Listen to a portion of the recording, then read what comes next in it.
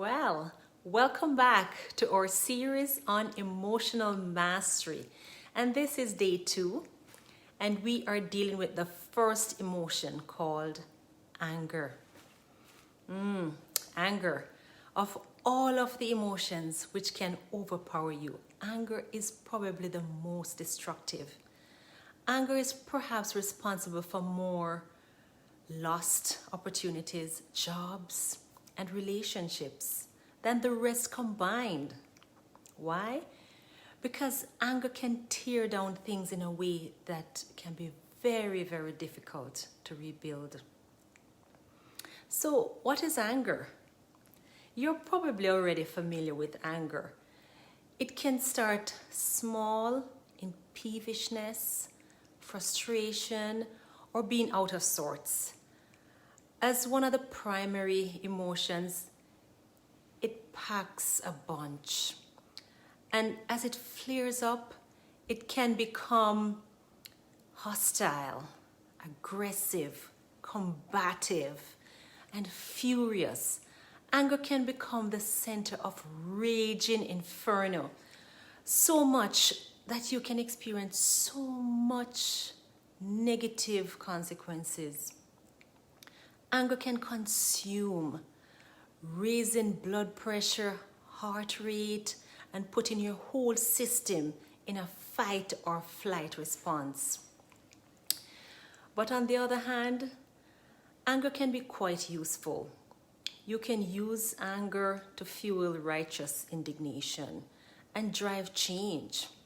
It can be a problem solver that helps to motivate you to action. Social activism actually uses anger to fight the good fight. And if used correctly, anger can change the world. So let's look how anger holds you back. Anger can bring you down, whether you're expressing it or shoving it down and pretending it's not there. The problem is anger has a lot of adrenaline, and it all needs some place to go. And as a result of that, you're going to see both physical and mental distress in forms that you'd never noticed before as anger awakes, especially if you allow the emotion to take control. Physically, anger has been documented as a cause for everything from heart disease to asthma and even migraines. Anger raises blood pressure and it increases the risk of stroke. Who wants that? No one. And left alone too long, anger may shorten your life. We want to fulfill our life's purposes, right? Some people will say, I shall not die, but live and declare the works of the Lord. Amen. And if you think you're not angry enough for such substantial negative results, just remember, anger in small doses can upset your stomach, give you ulcers, cause skin conditions, and even affect glaucoma. Anger can hold you back emotionally. Persons who are angry persistently and in a recurring way, we call that chronically. These persons may experience depression, anxiety, apprehension, eating disorders, and sleep problems. So over time, you'll find that these can lead to serious mental health concerns such as obsessive compulsive disorder and phobias. Well, let's look at how anger affects us socially. Anger separates us from others. Those who stay will feel like they're on a roller coaster ride of their own emotions, including the fear and the anxiety and the depression they feel. So people who are healthy enough to leave simply will. At work, anger results in more time spent talking to HR and could jeopardize your job. Romantically, anger can lead quickly to physical or mental abuse as your anger manifests against that other person. So now that we have looked at ways anger can affect our lives, let's look at 3 steps to deal with anger.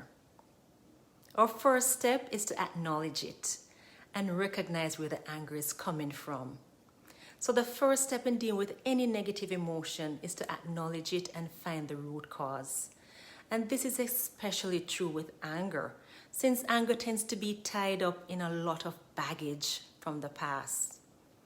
So understanding your triggers become crucial in knowing how to move past things. And some common roots of anger include fear, pain, or frustration. The second thing you can do is to flip the script. So once you know the root of the anger, it's time to turn it around. You might find out anger is a cover for a painful memory from the past. Take a deep breath and remind yourself that while this might have been true a long time ago, it's no longer true now. For good measure, remind yourself of the truth of the situation now and how it's different. Deal with the different situation. So if it's fear, deal with the fear. Take the time to write out your fears. If it's pain, deal with the pain. If the pain involves a person, it could be a misunderstanding. If possible, go talk to the person who caused the pain. And the third step is to find the next best action.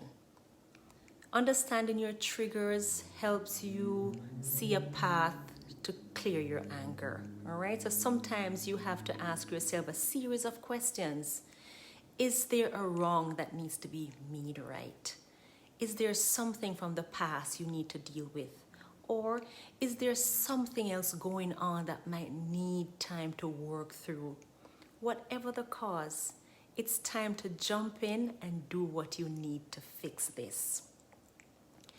What you might not realize is this step isn't about forcing the anger to go away, but rather it's to turn it into a passion, activism, and positive activity. And you may not be able to always control the situation you're in or sometimes how it makes you feel, but you can control how you express your anger.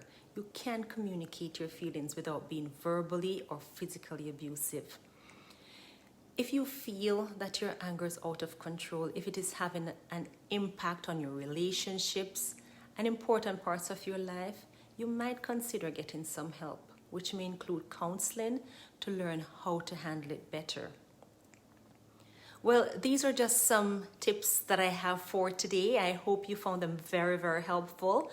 And if you found this information useful, remember, give us a thumbs up. If you haven't subscribed as yet to the channel, remember just to click that subscribe button, subscribe, so that you can get all the updates that's coming. And the next topic that we will be dealing with is the emotion of fear. Looking forward to see you in our next video, and all the best. Take care.